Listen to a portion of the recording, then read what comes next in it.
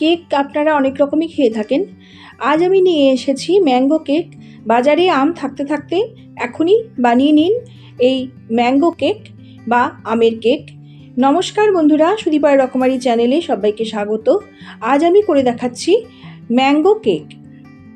সঠিক পদ্ধতি সহ কিভাবে বানালে খুব সুন্দর ম্যাঙ্গো কেক তৈরি করা যায় সেই সমস্ত টিপস জানতে হলে প্রথম থেকে শেষ পর্যন্ত আমার সাথে থেকে দেখুন কিভাবে আমি এই কেকটি বানাই। কেক বানানোর জন্যে আমি এখানে নিয়েছি দুটো পাকা আম। আমটাকে এইভাবে বড় টুকরো করে কেটে নিয়েছি। দুটো আমকে এরকম বড় টুকরো করে কেটে নিতে হবে। এবারে আমি নিয়ে নিচ্ছি কিছু উপকরণ। আমি এখানে মিক্সিং জারে প্রথমে নিয়ে নিচ্ছি সুজি। এখানে আমি ছোট দানা সুজি নিয়েছি। এখানে আমার 250 গ্রাম সুজি আছে। ছোট দানা বড় দানা যে কোনো সুজি নিলেই হবে। এই সুজিটাকে আমি প্রথমে মিক্সিতে গুঁড়ো করে নেব। একদম মিহি পেস্ট করে নিতে হবে। মিহি পেস্ট করে নিয়ে চলে এসেছি। একটি বাটিতে আমি সুজির গুঁড়োটা ঢেলে দিলাম। এবার বাটিটাকে সরিয়ে রেখে এখানে আমি আবার সেই মিক্সিং জারে নিয়ে নিচ্ছি চিনি। এখানে আমি হাফ কাপের থেকে একটু বেশি পরিমাণ চিনি নিয়েছি। চিনিটা মধ্যে আমি দিয়ে দিলাম আমের টুকরোগুলো। আমের টুকরোগুলো দিয়ে চিনিটাকে আমি মিক্সিতে এবার পেস্ট করে নেব। মিক্সিতে আমের টুকরো দিয়ে চিনিটাকে পেস্ট করে নেওয়া হয়ে গেছে। এবার আমি ওর মধ্যে দিয়ে দিচ্ছি দুধ। এখানে আমার বড় কাপের হাফ কাপ দুধ রয়েছে। দুধটা আমি ঢেলে দিলাম। দিয়ে দিচ্ছি এখানে 4 চামচ, ছোট চামচের 4 চামচ সাদা তেল। এবার আমি আরেকবার মিক্সিতে এটা ঘুরিয়ে নিচ্ছি। আরেকবার মিক্সিতে পেস্ট করে নিয়ে চলে এলাম। দেখুন এটা আমার তৈরি হয়ে গেছে। এবারে আমি যে বাটিটার মধ্যে সুজিটা গুঁড়ো করে রেখেছিলাম সেই বাটিটার মধ্যে সুজিতে আমি এবার এই আমের পেস্টটা ঢেলে দিলাম। আমের পেস্টটা সুজির মধ্যে নিয়ে নিয়েছি। এবারে আমি এর মধ্যে দিয়ে দিচ্ছি সামান্য পরিমাণ লবণ। খুবই অল্প একটু লবণ দিলাম। একটু লবণ দিলে যে কোনো কেকের স্বাদই কিন্তু ভালো হয়। এবার খুব ভালোভাবে সব কিছু মিশিয়ে নেব। একটুও যেন দানা না থাকে সেভাবে বেশ কিছুক্ষণ সময় নিয়ে খুব ভালো করে মিশিয়ে নিতে হবে। দেখুন এই রকম ঘনত্বটা হবে। দেখিয়ে দিচ্ছি আপনাদের কিরম হবে। দেখুন এইরকম তৈরি হবে ঘনত্বটা। এবার আমি এটাকে ঢাকনা দিয়ে 15 মিনিটের জন্যে ঢেকে রেখে দিলাম। ফিরে এলাম 15 মিনিট বাদে। দেখুন সুজিটা ফুলে উঠেছে আর মিশ্রণটা কতটা ঘন হয়ে এসেছে। এইরকমই তৈরি হবে। এবার আমি এর মধ্যে দিয়ে দিচ্ছি বেকিং পাউডার। বেকিং পাউডারই আমি এখানে ইউজ করেছি। বেকিং পাউডার ইউজ করলেই কেকটা কিন্তু খেতে দুর্দান্ত হবে। এখানে আমি চা চামচের 3 চামচ বেকিং পাউডার নিয়েছি। বেকিং পাউডারটা দিয়ে খুব ভালোভাবে আবারও মিশিয়ে নিচ্ছি। খুব ভালোভাবে বেকিং পাউডারটা দিয়ে মিশিয়ে নেওয়ার পর আমি এবার এখানে নিয়ে নিচ্ছি কেক বোল।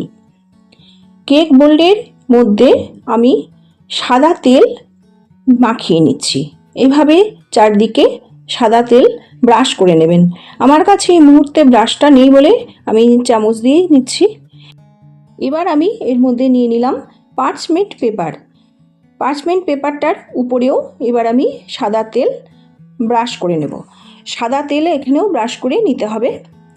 আপনাদের কাছে যদি কেক বোল না থাকে তাহলে অ্যালুমিনিয়ামের বাটি বা স্টিলের বাটিতেও কেক কিন্তু এভাবে করা যাবে।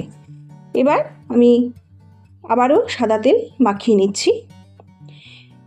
যদি আপনাদের কাছে পার্চমেন্ট পেপার না থাকে তাহলে সাদা কাগজ দিয়ে এইভাবেই কিন্তু কেকটা বানানো যাবে। পার্চমেন্ট পেপারের উপরেও আমি আবার সাদা তেল লাগিয়ে নিলাম। এখানে সাদা তেলের বদলে আপনারা বাটারও ইউজ করতে পারেন। এবার আমি আমের মিশ্রণটা ঢেলে দিচ্ছি। সম্পূর্ণ আমের মিশ্রণটা আমি এবার নিয়ে নিলাম। এবারে আমি গ্যাসে কড়াই বসিয়ে এর মধ্যে দিয়ে দিচ্ছি লবণ। পরিমাণ মতো লবণটা দিতে হবে, একটু বেশি পরিমাণ লবণটা লাগবে। লবণটাকে কড়াইয়ের চারপাশে এরকমভাবে আমি নিয়ে নিলাম। লবণটাকে চারপাশে ঠিকমতো এইভাবে নিয়ে আমি এবার এর মধ্যে বসিয়ে দিচ্ছি একটা স্ট্যান্ড বসিয়ে নিয়ে আমি এবার কেক বোলটা স্ট্যান্ডের উপরে রেখে দিলাম। এবার আমি এর মধ্যে কিছু ড্রাই ফ্রুটস ছড়িয়ে দিচ্ছি। আমার কাছে যা আছে তাই দিচ্ছি, আপনাদের কাছে ঘরে যা ড্রাই ফ্রুটস থাকবে তাই দেবেন। আমি এখানে প্রথমে দিয়ে দিলাম কাজু বাদাম কুচি, দিয়ে দিচ্ছি পেস্তা কুচি, দিয়ে দেব কিশমিশ, আর দিচ্ছি আমার কাছে এখন রয়েছে ব্লুবেরিটাকে আমি ছোট টুকরো করে কেটে নিয়েছি, সেটাই এখন দিয়ে দিচ্ছি। এই ড্রাই ফ্রুটসগুলো কিন্তু অপশনাল, আপনাদের কাছে যা থাকবে তাই দেবেন। এখানে আমন্ড বা বেদানাও আপনারা দিতে পারেন। সব কিছু দেওয়া হয়ে গেছে। এবার গ্যাসটা মিডিয়াম টু লো ফ্লেমে রেখে আমি ঢাকনা দিয়ে ঢেকে দেব। আর 1 ঘন্টা পর আমি ফিরে আসব। 1 ঘন্টা পর ফিরে এলাম।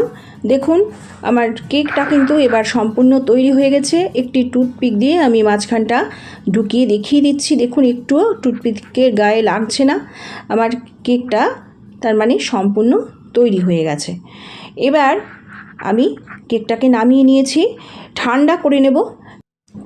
দেখুন ঠান্ডা হয়ে গেছে, আমি কিছুক্ষণ রেখে দিয়েছি। আর কত সফট হয়েছে। এবার আমি আস্তে আস্তে কেকটাকে বের করে নেব। দেখুন কেকটা কি সুন্দর তৈরি হয়েছে, খুব সুন্দরভাবে উঠে আসছে। এইভাবে কেকটাকে আমি এবার আস্তে আস্তে করে বার করে নিচ্ছি। একটু সময় নিয়ে আস্তে করে কেকটাকে এবার আমি উঠিয়ে নেব। দেখুন কেকটাকে আমি পুরোটাই উঠিয়ে নিয়েছি, কত সুন্দর দেখতে হয়েছে। এবার আমি পিস করে কেটে নিচ্ছি। কি সুন্দর দেখতে হয়েছে, দুর্দান্ত দেখতে এই আমের কেক। আম থাকতে থাকতে বাজারে এইভাবে কেক করে খেয়ে দেখুন দুর্দান্ত লাগবে। এখনও আম বাজারে রয়েছে। এবার আমি কেটে নিয়ে আপনাদের দেখাচ্ছি কতটা সফট হয়েছে। ভীষণ সুন্দর সফট হয়েছে আর দুর্দান্ত খেতে হয়েছে। আমি কেকটা খাওয়ার পরেই ভয়েস দিচ্ছি। দেখুন কত সুন্দর দেখতে হয়েছে আর কতটা সফট হয়েছে। দেখুন কত সুন্দর উঠে এলো এবং কি সুন্দর কাটা যাচ্ছে, কতটা সফট হয়েছে আর খুব সুন্দর দেখতে হয়েছে আর দুর্দান্ত খেতে। কত তাড়াতাড়ি আর কি সুন্দর সফট আমের কেক তৈরি হয়ে গেল। দেখতেও দুর্দান্ত হয়েছে, খেতেও দুর্দান্ত। এইভাবে আমের কেক করে খাবেন, খেয়ে আমাকে কমেন্টের মাধ্যমে জানিয়ে যাবেন কেমন লাগলো। আমার রেসিপি আপনাদের ভালো লাগে, আপনারা সুন্দর সুন্দর কমেন্ট করেন, আমার পড়তে ভীষণ ভালো লাগে। আমি সকলের কমেন্টই পড়ি, ভীষণ উৎসাহিত হই পরের ভিডিও বানানোর জন্যে। এতক্ষণ ধৈর্য ধরে আমার ভিডিওটি দেখার জন্য আপনাদের জানাই অসংখ্য অসংখ্য ধন্যবাদ, ভালোবাসা, শুভকামনা। সবাই ভালো থাকবেন, সুস্থ থাকবেন। আমি আবারও একটি রেসিপি নিয়ে চলে আসব। নমস্কার।